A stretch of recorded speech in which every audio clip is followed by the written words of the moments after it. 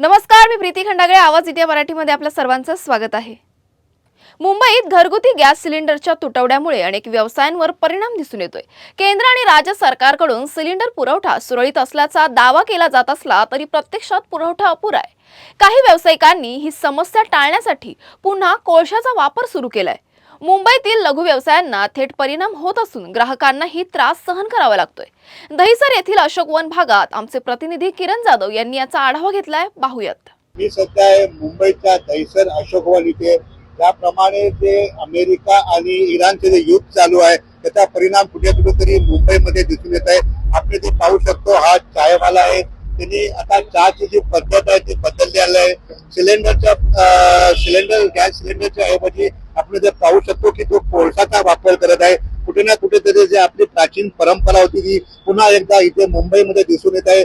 माझ्याकडे हा चायवाला आहे, त्याच्याशीच आपण जाणून घ्या. दादा, क्या कहना चाहेंगे? अभी आप कोयले पे चाय बना रहे हैं। हाँ, गैस नहीं मिलने की वजह से यही समस्या है। इसके लिए यही सब कष्ट उठाना पड़ रहा है।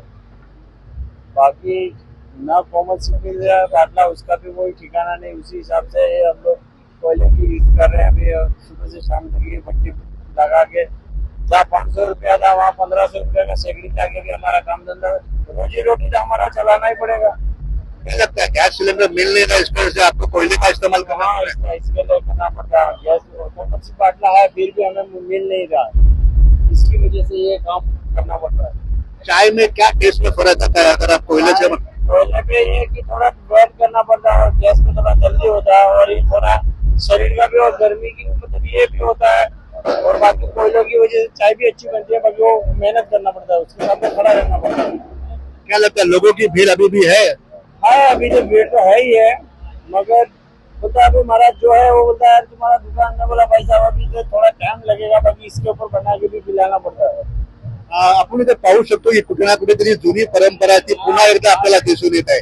कॅमेरामॅन दत्ता प्रसाद, किरण जाधव, आवाज इंडिया.